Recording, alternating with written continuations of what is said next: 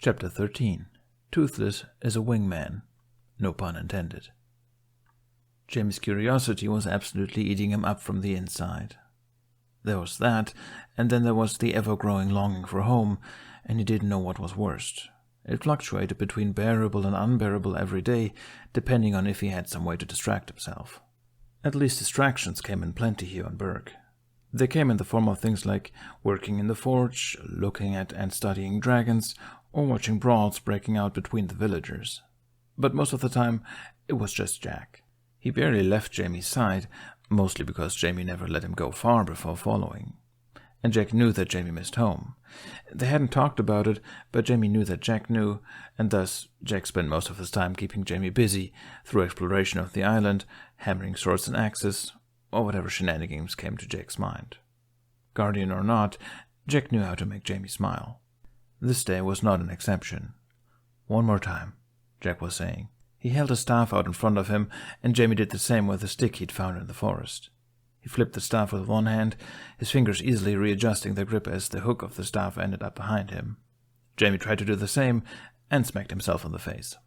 Jack winced, but just as soon started to laugh. Jamie glowered at him, but Jack's laugh was too infectious. It was hard to stay mad for long. "I can't do it," Jamie mumbled, his face red with embarrassment. Baby Tooth flittered around him, checking his face for injuries. It didn't make Jamie's cheeks any cooler. Jack tried stifling his laugh and shook his head. "That's not true," he said. "You just have to practice. You think I learned how to do that in one day?" He raised a brow at Jamie, and Jamie couldn't stop his lips from quirking up in a smile. Jack winked. 300 years of practice. "It won't take 300 years, will it?" Jamie asked. Jack laughed again. "Nah, buddy, you'll get there. Hey, try to hit me." Jamie blinked. "What?" "Hit me," Jack repeated, a playful smirk on his face. "As hard as you can." Jamie made Baby Tooth's eyes, and she shrugged. He tentatively raised his own staff. Jack didn't move. Jamie closed his eyes and swung the stick, and only opened his eyes again when the stick connected with something solid. Jack had dodged the swing. Of course he had. Jamie didn't know why he'd expected anything else. "Again," Jack said, "and faster this time." "But what if I hit you?" Jamie protested. Jack raised his brows. "You really think you can hit me?" he asked. Jamie stared at him. Oh. He understood what was going on. Jamie was a big brother. He knew how this game worked. Jack was trying to rile him up. But even while being aware of this, there was just something about Jack's smirk that made Jamie want to hit him. Was this how Sophie felt? Was this how it was to be a younger sibling? A much younger sibling in Jamie's case? Jamie swung the stick again, once more closing his eyes. Jack deflected his blow and snorted. "You have to look where you're hitting, Jamie," he laughed. He tried again, this time forcing himself to look at Jack. Jack barely moved, like he knew exactly what Jamie was going to do. He had no problem deflecting Jamie's stick. All right, if it was that easy. Jamie struck again, and when Jack blocked him, didn't wait before retrying. Jack's smirk grew into a grin. He deflected the next blow just as easily, but took a step backwards. In Jamie's head, that was at least a small victory. He kept swinging the stick at Jack, and Jack kept blocking him until he suddenly jumped out of the way, and Jamie stumbled forwards. "No fair," Jamie said. Jack shrugged, clearly struggling to hold back his laughter. "Uh-huh. What are you going to do about it?" Jamie tried hitting him again, but Jack just dodged him, giggling. "Come on, Jamie, that was close. Shut up!" Jamie tried to yell, but it came out as a laugh. He tried hitting him again, and Jack blocked him with the staff, absolutely beaming. "That's more like it," he said while dodging Jamie's strikes.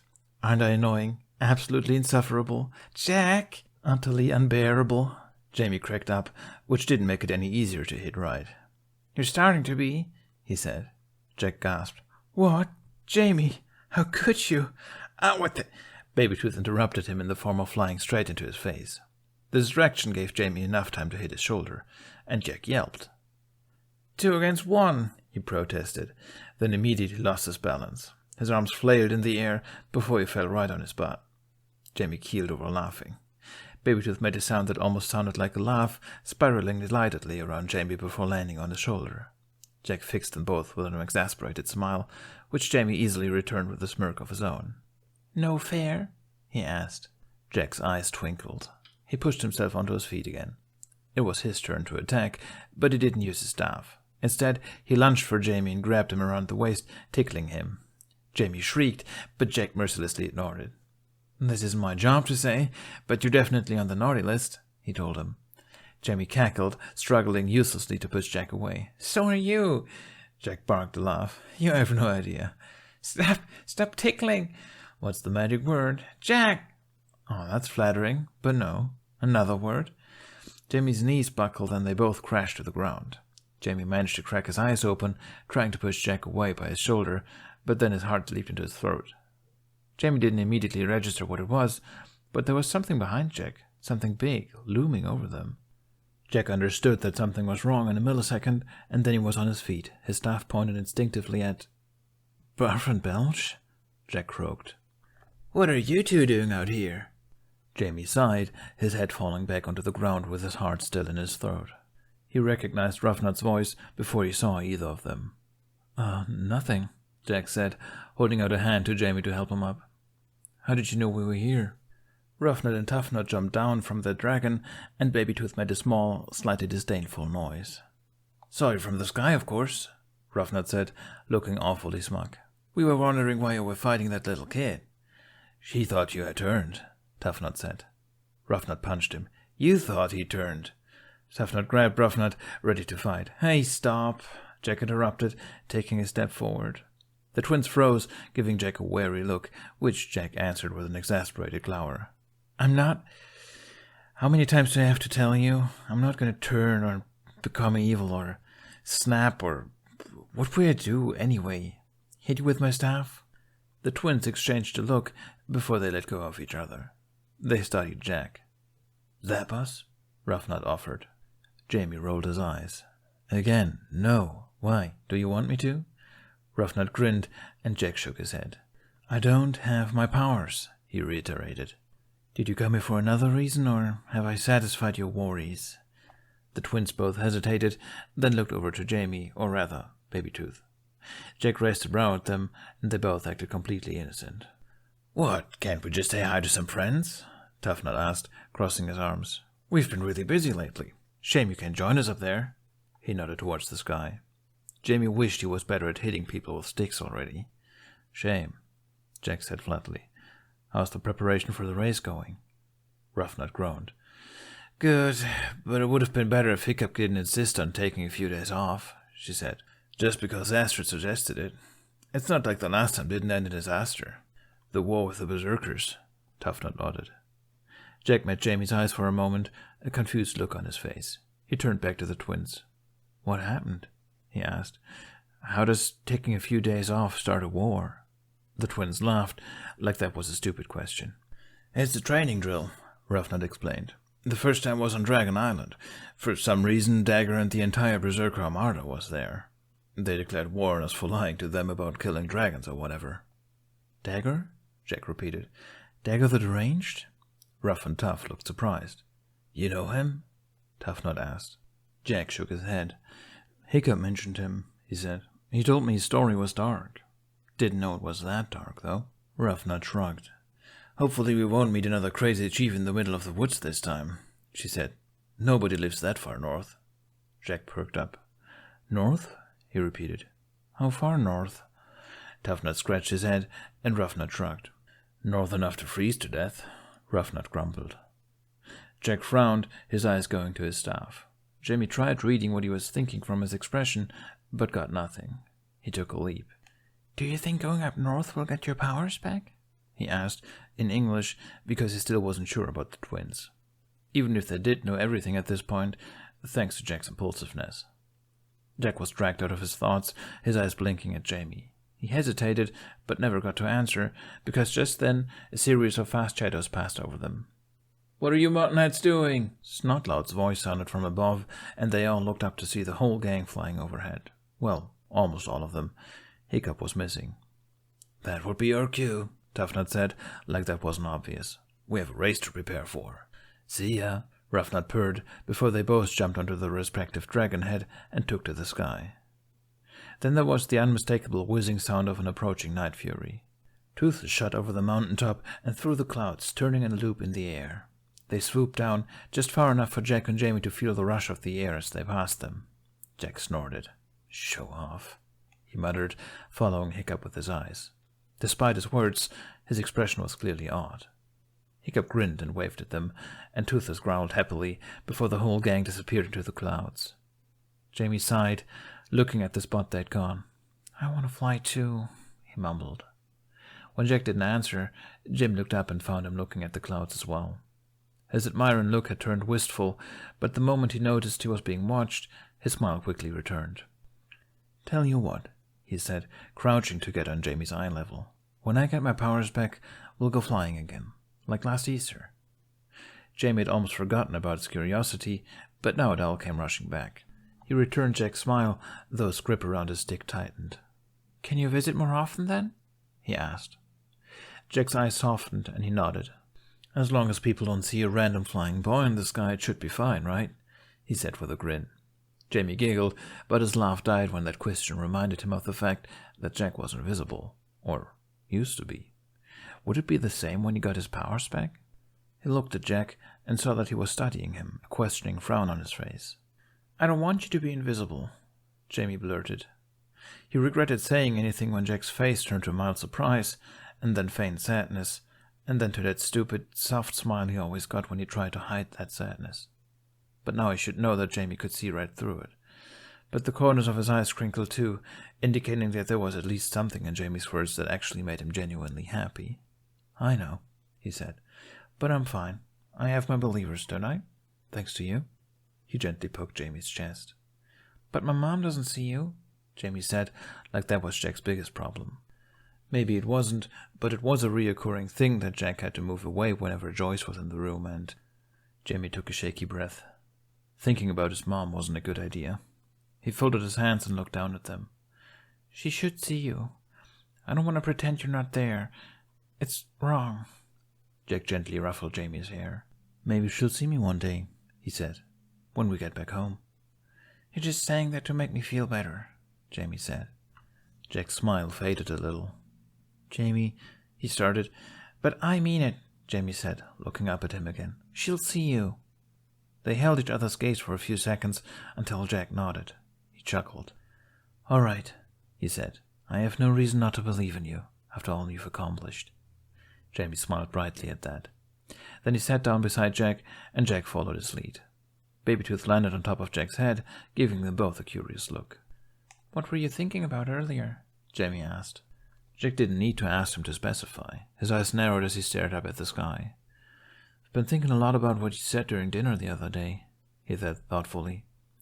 Maybe the Guardians don't exist yet, but spirits have been around forever. So maybe... The Snow Queen! Jamie gasped, sitting up straight. You think she's real? Jack pursed his lips, frowning. I'm not sure, he said. And then the twins say they're heading north. It has to be fate, right? Are you going to join them? Jamie asked. How? You can't... He trailed off, not wanting to rub it in. Jack hesitated.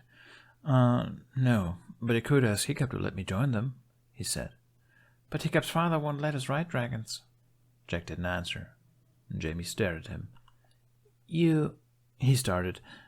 He tried going through the days in his head, but he and Jack had been virtually inseparable ever since they got here, with the only exception being when Jamie snuck out into the middle of the night, and then... Jack smiled guiltily.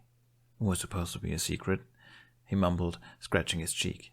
Jamie got to his feet. You rode a dragon? He exclaimed. Shh!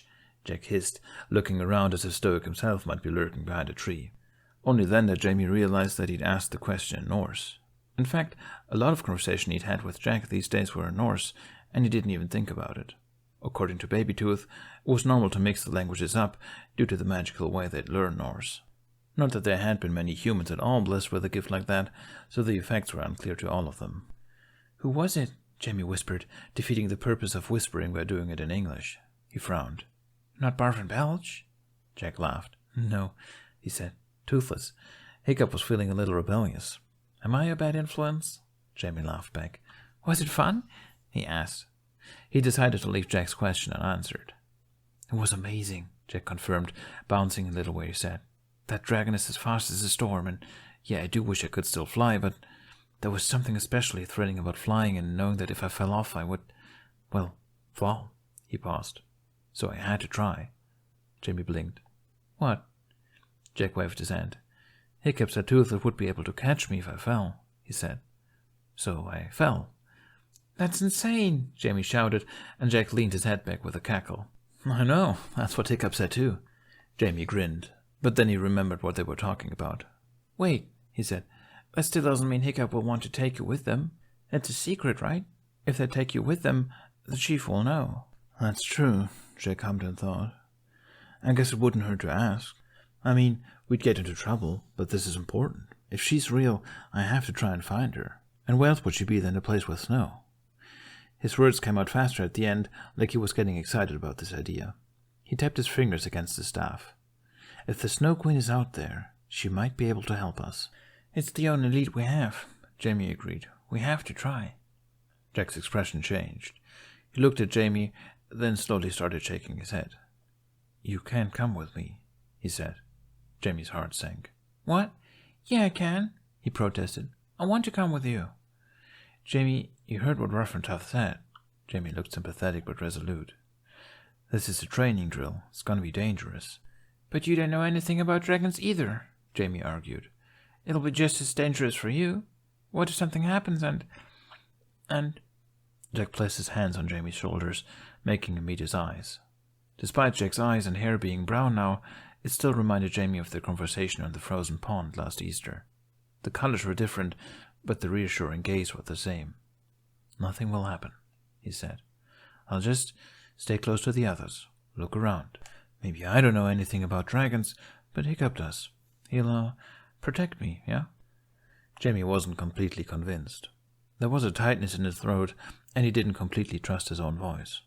It was dumb, crying because of something like this. He was beginning to realize that he was probably more dependent on having Jack beside him than he thought. After all, he was all he had from home. You'll still have Baby Tooth, Jack said gently. Jamie shook his head. She should come with you, he said, looking up at where Baby Tooth was still perched on Jack's head. Right? Baby Tooth looked uncertain. She thought about it for a moment, then chirped something. Jack smiled faintly. Her job is to protect kids too, you know, he said. Jamie sent them both disapproving looks.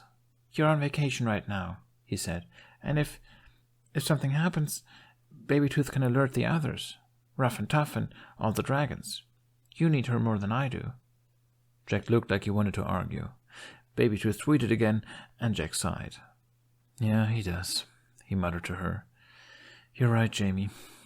Jamie wasn't sure if he wanted to be. He bit the inside of his cheek. Jack's hand twitched. He was hesitating, like he often did when it came to physical touch. Then he wrapped his arms around Jamie. Hey, he murmured. It'll be fine. It'll only be a few days, and Gobber will look out for you. And if we're lucky, I'll find what we're looking for. And we'll go home, Jamie mumbled against Jack's cloak. Jack was smiling when he leaned back. And we'll go home, he agreed. Then he frowned. I only have to convince Hiccup to let me come with them first. Absolutely not. Jack's brows shot up like this answer was surprising to him. What? Why? He demanded, following Hiccup towards the arena. What do you mean, why? Hiccup asked back. There are several reasons. 1, you can't ride on a dragon. 2, my dad will kill me. And 3, it's way too dangerous for you. You know nothing about dragons. But you do, Jack said. I'll stick to you. The whole point of the drill is to survive on your own. Survive? Jack said, horrified. I'm all for risk-taking and stuff, but why would you put yourself in that much danger willingly? Hiccup gesticulated exasperatedly. The archipelago can be a dangerous place, and we need to be prepared for that, he said. And the fact that you're shocked is just another reason for why you're not fit to come with us. You can't just jump into a life-threatening situation if you're not used to that kind of stuff. Jack set his jaw, tilting his head up. You've seen that I can defend myself, he argued, his voice just a tad colder than before. With a stick, Hiccup said. It's not a stick. A staff, then. It doesn't matter. Dragons breathe fire, remember? Hiccup had just wanted to point out that Jack's staff would turn to ashes in a second, but the question reminded him of something else. He sent Jack a look. Aren't you afraid of fire? Jack faltered. What? No, he said, but he wasn't a great liar. When Hiccup raised a brow, Jack sent him a glower. Any reasonable person would be? Jack, Hiccup said, putting a hand on Jack's arm to stop them, as they came to the entrance of the arena. He didn't often see Jack in a bad mood, and he didn't want to part ways on such a note. I'd love for you to come with us, but I don't want to put you in danger. Even if my dad allowed you to join, it's just too risky. You need more training. Jack's jaw was clenching and unclenching, like there was something he wanted to say, but he was holding it back. He took a deep breath. "Hiccup," he said, "I have to come." They stared at each other. "No," Hiccup said. Jack started to protest, but Hiccup walked into the arena. The others were already there, getting ready to fly. "Hey," Jack said, following Hiccup into the arena. "Hiccup, come on. How dangerous can it be? If I just tag along with you guys, stop ignoring me." Hiccup faltered and turned back. Jack opened and closed his mouth, bringing his other hand up to hold around his staff as well. He looked surprised by his own outburst. "Jack," Hiccup sighed, "I'm sorry, but you can't." Astrid and the others were all watching them now. Hiccup shifted uncontrollably, and Jack's eyes were also flickering around in unease. But then they stopped over Hiccup's shoulder, and his brows furrowed. "I guess you're right," he said, looking back at Hiccup. "I mean, if you did something like this, you'd get in serious trouble. The son of the chief, I mean." He trailed off and gave a laugh. "That's way too risky, bringing someone like me to a snowy island. A horrible, absolutely chaotic idea." Hiccup stared at him. "What?" Jack shrugged. "You're no fun," he said. Then he turned on his heel and stalked out of the arena. Astrid looked both worried and amused when Hiccup finally turned to them. "What was that about?" she asked. Hiccup shook his head, walking over to Toothless. "I'm not sure," he said. "He never explains anything, but it doesn't matter. Is everyone packed and ready?" The group muttered their confirmations, not overly enthusiastic about what they were about to do. Hiccup climbed onto Toothless's back, glancing towards the exit of the arena where Jack had disappeared. There was a heavy feeling in his chest, but he shoved it aside. No point in thinking about that now.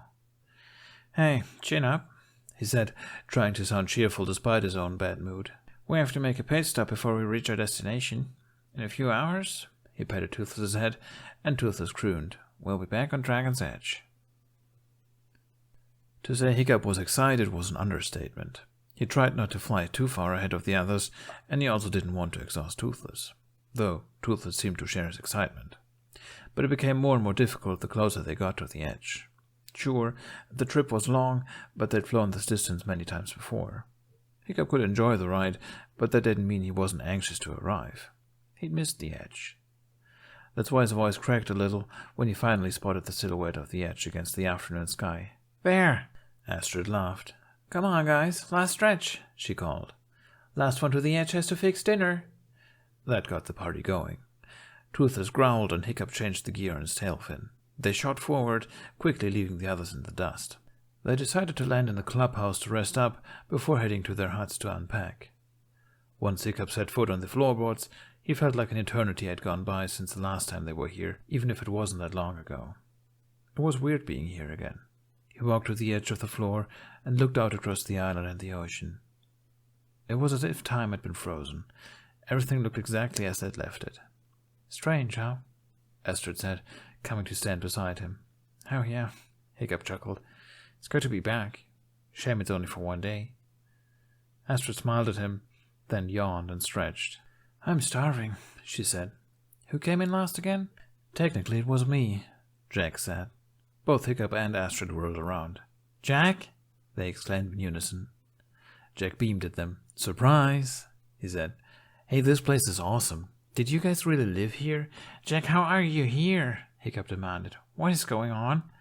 "I'm a special boy," Jack said, twirling his staff in his hand with an elfish smirk on his face. Hiccup stared at him. "My dad is going to kill me," he muttered. "Please don't tell me Jamie is here too." "Oh no, he's back on Berg," Jack said. "He knows I'm here."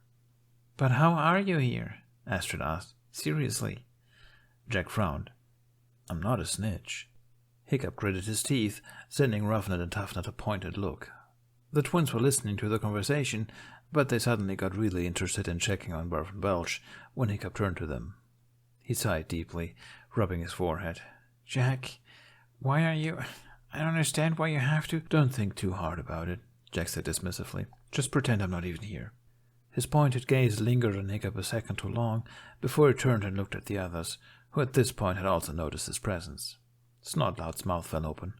"What in Thor's name are you doing here?" "Aren't you getting a little tired of asking that question?" Jack shot back. Fishdex looked perplexed. "Did nobody see him?" "Rough, tough, you had something to do with this, didn't you?" Snotlout barked. The twins hesitated before they both feigned surprise. "Whoa, Jack, why are you here?" Roughnut asked dramatically. "What a confounding turn of events!" "Truly mystifying," Toughnut agreed. "He must have flown here by himself." Hiccup groaned. The twins were definitely going to drive him nuts one day, and the fact that they were getting along so well with Jack terrified him. He had a feeling this was only the beginning. Jack sent the twins a smile before turning back to Hiccup and Astrid. Seeing him in such a good, self-satisfied mood both loosened the knot in Hiccup's stomach and annoyed him at the same time. Then Jack's stomach rumbled, and his smile faltered a little. "All right," Hiccup said. "Rough, tough, you came in last, so—" "Jack came in last," Roughnut argued. "Didn't you hear him?" Jack shrugged. "It's true," he said. "I was on Belch's back." Hiccup wanted to argue that this didn't matter, but he knew there was probably no point.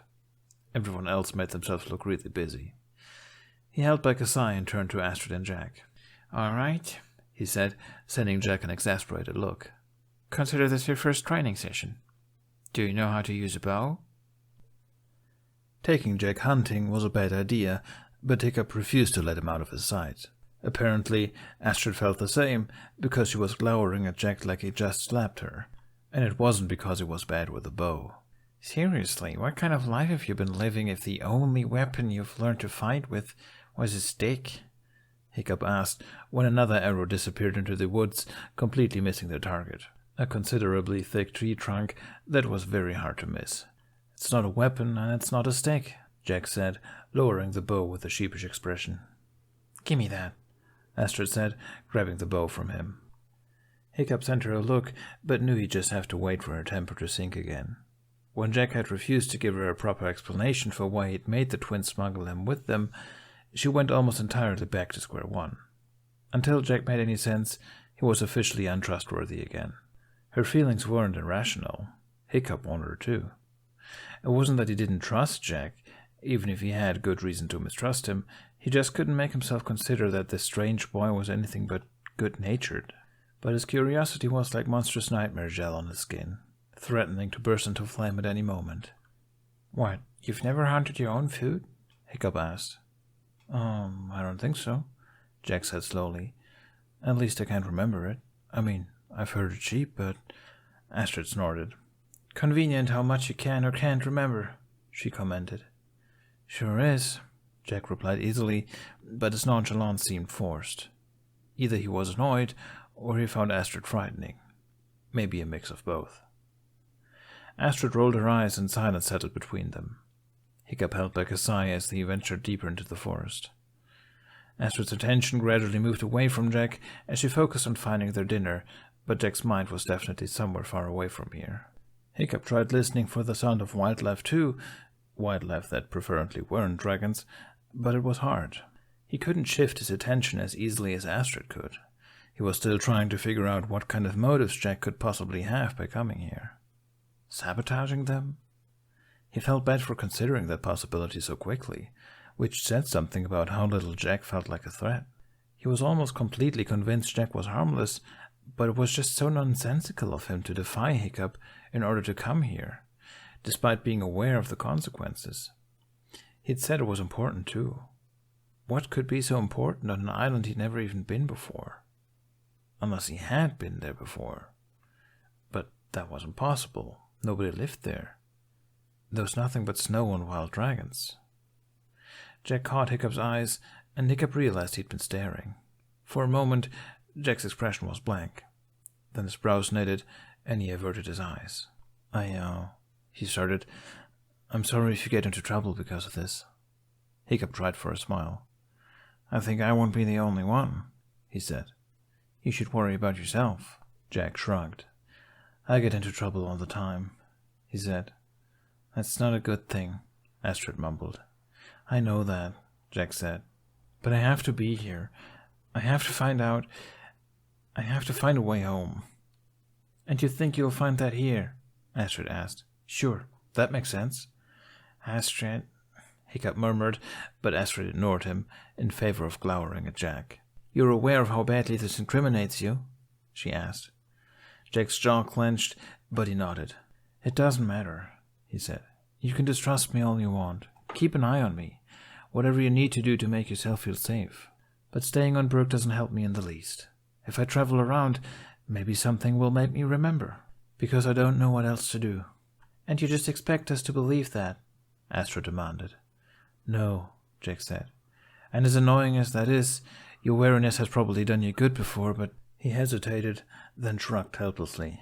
If my word holds any value, I promise I'd never put you or anyone on Brook in danger. I just want to go home. The tension was palpable. Astrid stared daggers at Jack, and Jack refused to look away. And Hiccup almost didn't dare look away from them, slightly afraid Astrid would suddenly return to her 15-year-old self's violent habits of getting her way, but then he noticed something behind Jack, a rustling in the bushes.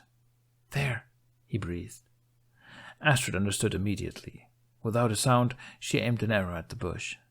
Jack turned around just as the animal emerged from the leaves, revealing a furry face with long, pointy ears.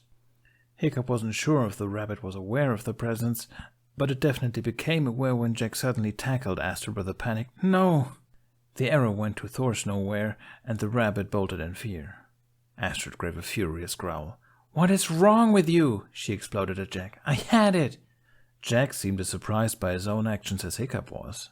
His mouth opened and closed like a fish. I was just," he stammered, quickly backing away when Astrid went up in his face. They were about the same height, but right now Astrid seemed a lot taller.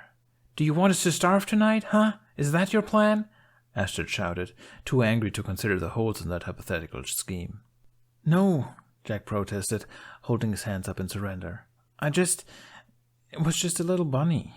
"You can't shoot that." Astrid shook her head incredulously. "We need to eat, Jackson." Jack's eyebrows twitched, but he didn't try to correct her. He pressed his lips together. Because, bunnies." His accent was a lot more pronounced now that he was struggling with his words, and having Astrid stare at him like she wanted to shoot him instead probably wasn't helping.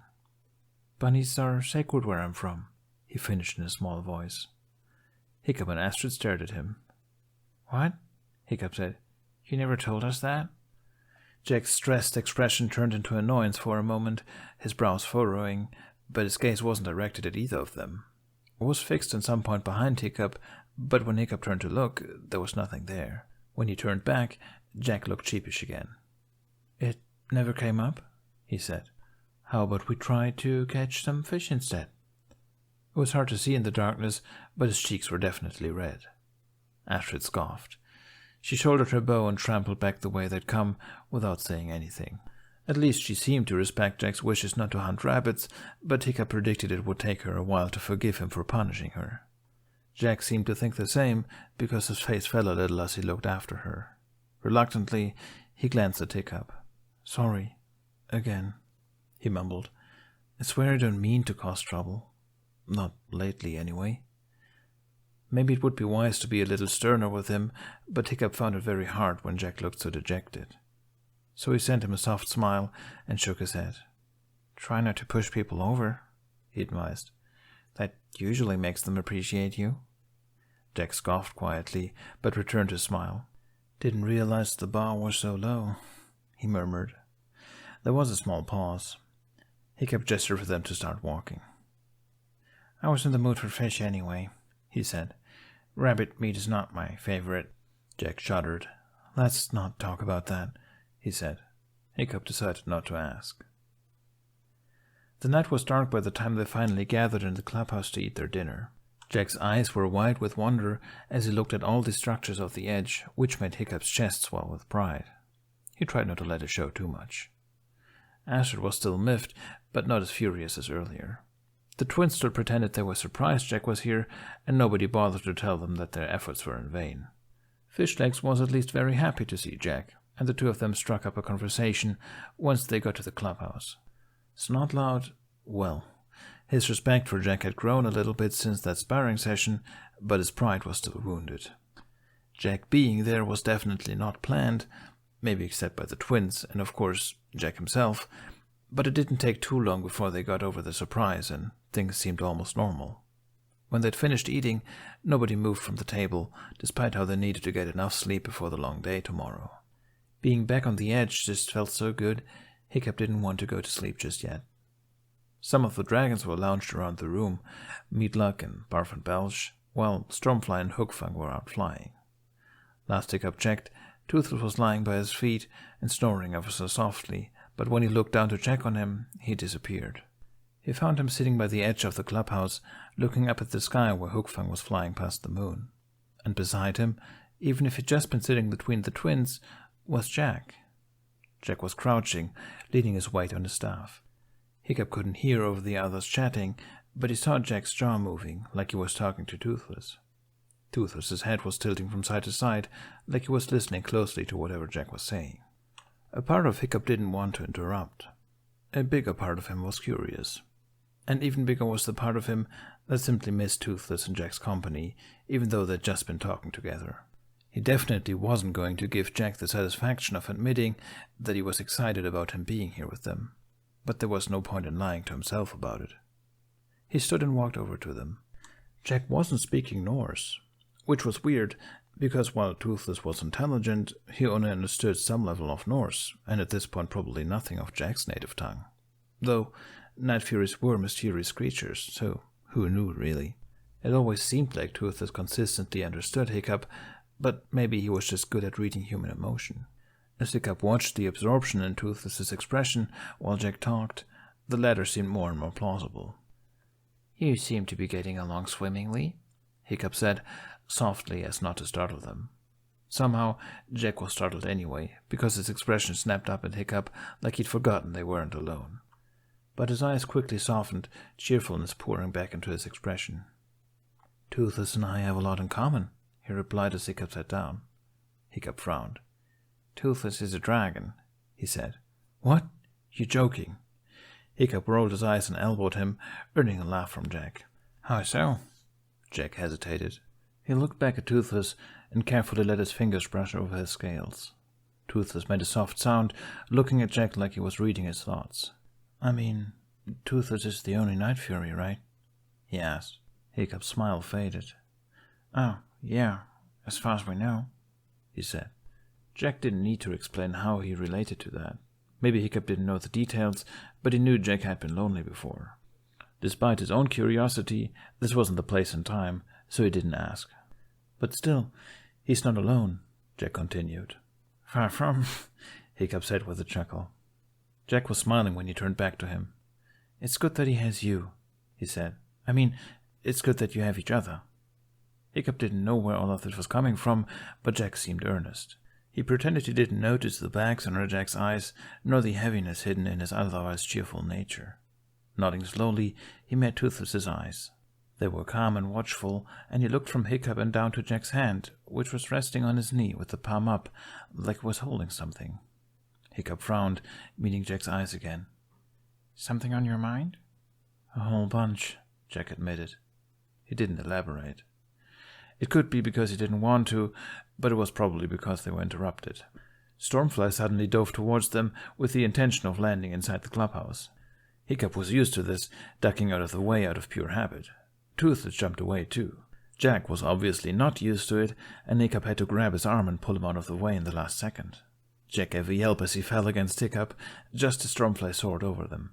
His staff slipped out of his grip and over the edge.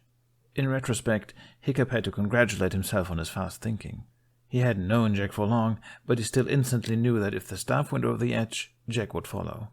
In the moment, however, Hiccup cursed and grabbed onto Jack as he flung himself way too far over the edge. "Jack!" Hiccup shouted, in a mix between panic and exasperation. "I got it," Jack informed, in a mix between panic and delight. "Gotcha." He didn't bother to finish the sentence and hauled Jack back onto the floorboards. "Are you okay?" came Fishlegs. Hiccup turned to see that they were all watching with stunned expressions. Right. Hiccup was the only one who knew the extent of Jack's illogical thinking. Jack gave him a thumbs up, then laughed as Stormfly came to check on him as well. "I'm okay," he told her. Hiccup shared a look with Toothless, who somehow managed to look as exasperated as Hiccup was. Astrid's brows were knitted tightly together, though she seemed more confused than angry at this point. Hiccup couldn't blame her. "I think it's bedtime," she announced, getting to her feet. "Anyone else feel like diving to their deaths?" She waited, then smiled. It was a slightly vexed smile, but Hiccup was happy to see it nevertheless. "Hiccup, look after him, please." "I'm not a kid," Jack said with mock annoyance. "You're the youngest here," Astrid retorted. Jack opened his mouth, but closed it again. For some reason, this was very funny to the twins, who snorted and shared a knowing look, like this was some inside joke. Which it probably was, considering it was the twins. "I guess it's your job anyway," Jack mumbled, sending Hiccup a smirk. "An order which you can now still carry out, because I so kindly decided to come with you. Well, halfway. Jamie isn't here." "Huh," Hiccup said. "You're funny." The others must have been discussing going to bed already, because when Astrid climbed into Stormfly and headed for her old hut, the others were quick to file out as well. Fishlegs buzzed away on Meatluck, and the twins said goodnight to Jack before flying off on Barf and Belch. Snoutlet had some trouble calling for Hookfang, but eventually got his attention by insulting him. Jack had a good laugh from the way Hookfang finally decided to carry Snoutlet away. Jack dried his eyes when his laughter finally faded. The bags under his eyes were nearly invisible when he was grinning like that. He turned back to Hiccup, his eyes still a little watery.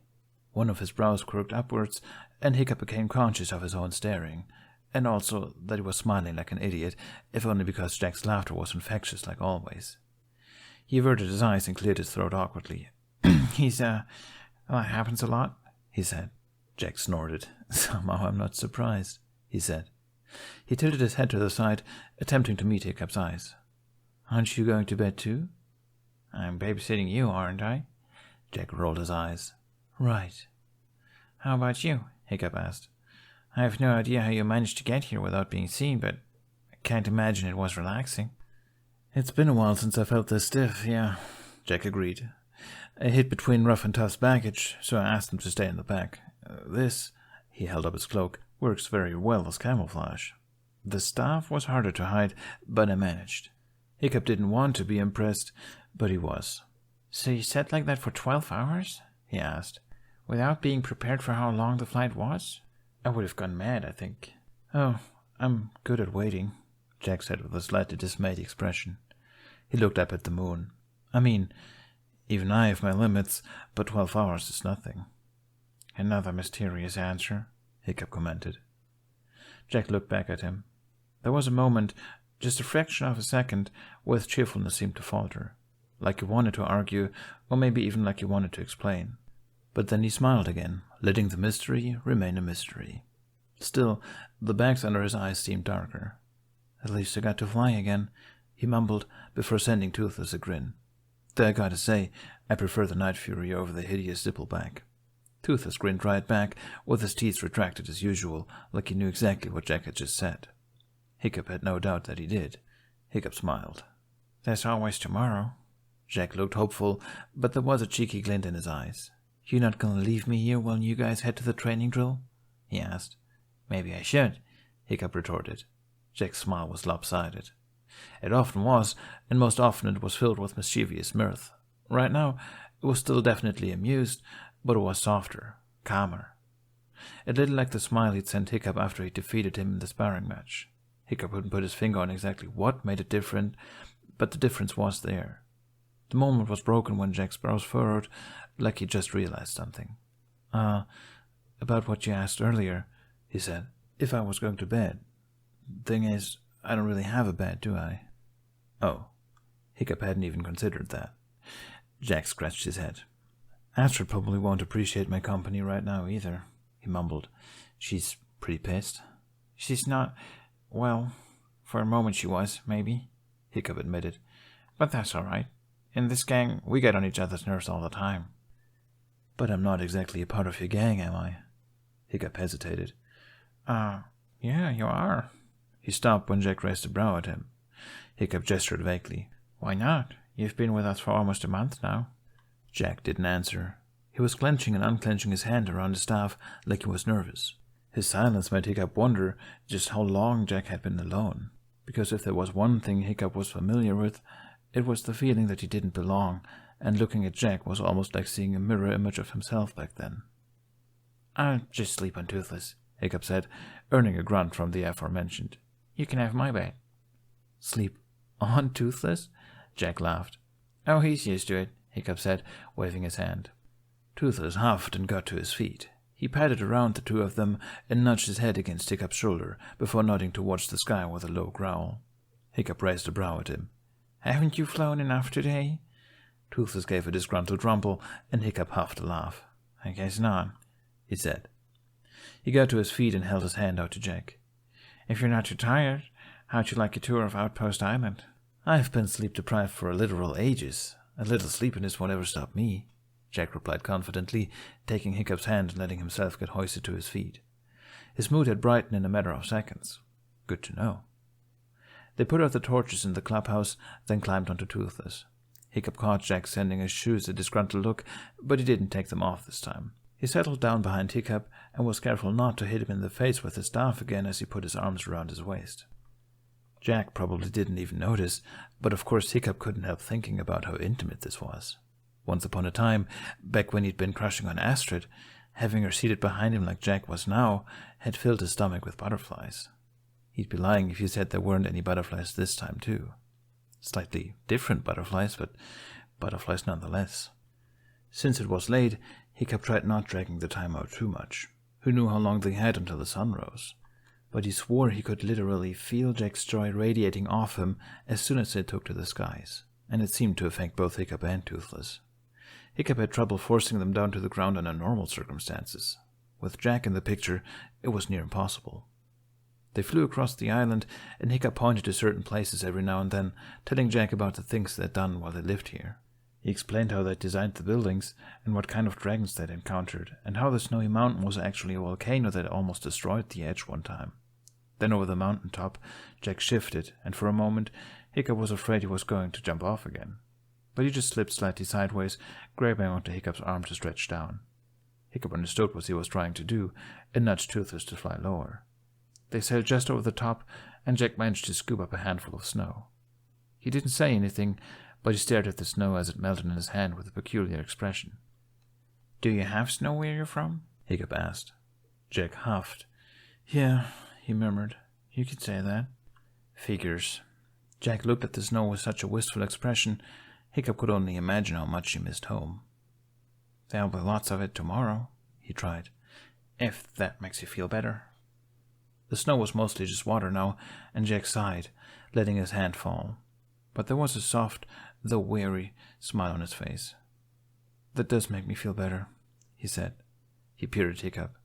"You don't look too thrilled about it, though." Hiccup shrugged. "We get enough winter on Berk," he said. "Don't particularly feel like chasing after it, but a training drill isn't supposed to be comfortable." "Uh-huh. I take it you don't like snow, then." "I don't know. I guess it's all right sometimes. Snoggletalk wouldn't be the same without it." Jack gave a laugh. "Snoggletalk? What's that?" "You don't know about Snoggletalk?" Hiccup turned around to send him a grave look. "Don't tell Astrid. She's crazy about that holiday." Jack blinked. "Holiday?" he repeated. "What do you do?" "Lots of things," Hiccup said, looking ahead again. "We build a tree out of planks and decorate it with colorful shields, and then we give each other gifts. Astrid tried to make Yaknuk a tradition, but it didn't really stick." He paused. "Also, the dragons lay eggs around that time, so after they started living with us, that has also become tradition." Jack gave a loud laugh then, which startled Hiccup a little. "What?" he asked, laughter finding its way into his voice too. It took a couple of seconds before Jack stopped giggling. "No, it's just, we have a similar holiday," he said, "though eggs are reserved for a different one." Hiccup didn't really understand how that earned such a reaction from Jack, but he just snorted and turned ahead again. "How do you celebrate then?" "Oh, you know. Gifts, fancy trees, annoying songs about some guy biting your nose." "What?" "And lots of food and colors and a guy coming down your, chimney." Jack's voice got very quiet at the end, like all the energy suddenly drained out of him. He sighed again, bumping his head against Hiccup's back. It made Hiccup forget all about the worrisome information about some guy coming down people's chimneys. "My friend North could have told you all about it," Jack mumbled. Hiccup's heart sank. "You miss home?" he asked. Jack didn't answer. He was quiet for several seconds, and the next sound that came out of him was a shudder, followed by a quiet, annoyed groan. "It's cold," he murmured. The joyous atmosphere from earlier was gone. Jack's mood tended to waver a little, but this time Hiccup didn't think it would brighten again. Maybe it was time to go to sleep. "Let's head back, Toothless," he said. And then they flew in silence. It took a couple of minutes, but Jack eventually lifted his head from Hiccup's back and loosened his hold around his waist. Creating distance, Hiccup noted. He didn't comment on it. They landed on the platform surrounding Hiccup's hut. Hiccup was glad to see that nothing had changed. It seemed the edge had been completely untouched ever since they left. His bed stood in the exact same spot, a little dusted over, but otherwise exactly the same. "It's nice here," Jack commented. "You built all this yourself?" "I had help," Hiccup said. "The 6 of us. And the dragons, of course." Toothless padded over to his own bed, heating the metal slab like he usually did, which was a little problematic for Hiccup, who wasn't heat-resistant. He guessed he'd just have to wait for a bit first. It was cold, colder than when they'd left the edge a few weeks ago, but lying on glowing hot metal was a little over the top. Jack was standing stiffly. His lower lip was quivering, but he didn't put his arms around himself like any other person would do when freezing. Hiccup was cold too, but he'd brought his best blanket. It was thick, furry, and the only blanket. Clearly, this realization must have shown on his face, because Jack raised a brow at him. "Did you bring your own stuff?" Hiccup asked. Jack looked up at his staff. "I brought all my stuff," he admitted. Hiccup pressed his lips together. "Okay," he said. Well, you should take this then." He pulled the blanket out of his bag, holding it out to Jack. Realization dawned on Jack's face, too. "Oh, no, you take it," he said with an easy smile. "I'm fine." "Your teeth are chattering." "No, they're not." They clearly are. I'm not cold." "Jack," Hiccup gestured at his shivering form, "you're a horrible liar." Jack looked uncomfortable. "You're cold, too," he argued. "Well, I'm used to the cold," Hiccup said. "So, Jack started, but stopped himself. He shook his head. "It's your blanket. I decided to come here even after you said no, so... Hey!" Hiccup threw the blanket at him, and Jack had fast enough reflexes to catch it. Hiccup did not have fast enough reflexes to catch it when Jack threw it back at him. The blanket draped itself over his head. "Jack," he grumbled. Jack laughed, the sound slightly muffled. Hiccup was glad his mood was improving, but the laugh didn't help his cause. He pulled the blanket off himself. "Take the blanket, Jack," he said, unable to keep from smiling. "You can't force me," Jack contended. There was a tense pause. Then Hiccup attempted to drape the blanket over Jack, but Jack just jumped out of the way, laughing harder. Toothless briefly looked up, huffed, then closed his eyes again. Hiccup tried again. Jack dodged him just like he'd done while they were sparring, and kept backing away, making Hiccup chase after him like an idiot. It felt extremely silly, but though Hiccup's face was burning with embarrassment, he couldn't help but laugh too. "Would you stop?" he finally pleaded. "Absolutely no." Jack did stop, but only because he tripped over a stool. He almost managed to catch himself by simply sitting down on it, but he had too much momentum, and the stool toppled over. Once Hiccup saw that he was okay, he smiled triumphantly and dropped the blanket on him. Jack's form shook with silent laughter underneath it. "You're the most stubborn person I've ever met," Hiccup told him. "Sure you're not from Burke?" Jack pulled the blanket off and sat up. "Pretty sure," he said. He didn't get up immediately and just smiled at Hiccup. His cheeks were flushed. If he'd been cold before, he definitely wasn't anymore. This was a much better look for him. Not the falling on the floor part, but the smiling like he could barely contain his laughter part. Especially when that smile was there because of Hiccup. Hiccup offered him a hand and helped him up. He almost thought their play fight was over, but then Jack pressed the blanket against his chest. Hiccup sent him an exasperated look. "I'm not going to steal your blanket," Jack said, in a way that made it very clear he wasn't going to budge. "You're not stealing it, I'm giving it to you," Hiccup said. "It's called hospitality." Jack narrowed his eyes. "Fine," he said, and Hiccup thought he'd won, but then, "We'll share." Hiccup couldn't say he hadn't considered that option, but he'd been too shy to propose it. Jack had told him before he didn't mind being close to others, but it was a little hard to believe when Jack would jump and flinch if Hiccup even just put a hand on his shoulder. "Are you sure you're okay with that?" Hiccup asked slowly. Jack shrugged. "Jamie likes to sleep next to me sometimes," he said, "and Astrid's benches are even narrower than a bed." He paused, then sent Hiccup a crooked smile. Are you okay with that? What was up with that smile? Of course, Hiccup said, only hesitating a little too long. I mean, sure, makes sense. He nodded. Jack nodded back. All right, he said, then walked past him, completely nonchalant. He kicked off his shoes, and Hiccup didn't even bother telling him that he usually slept with his shoes on to keep warm.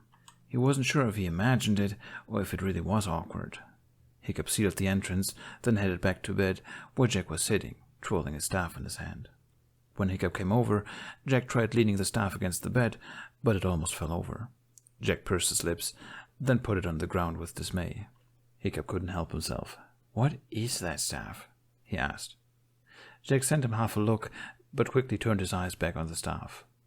I already told you I don't know what kind of wood it is, he said, but it sounded more like a question than an answer, like I already knew that wasn't what Hiccup meant. Hiccup sat down on the bed and started draping the blanket over himself. If he kept the conversation going, maybe it wouldn't be so awkward. Yes, but why is it so important? He tried again.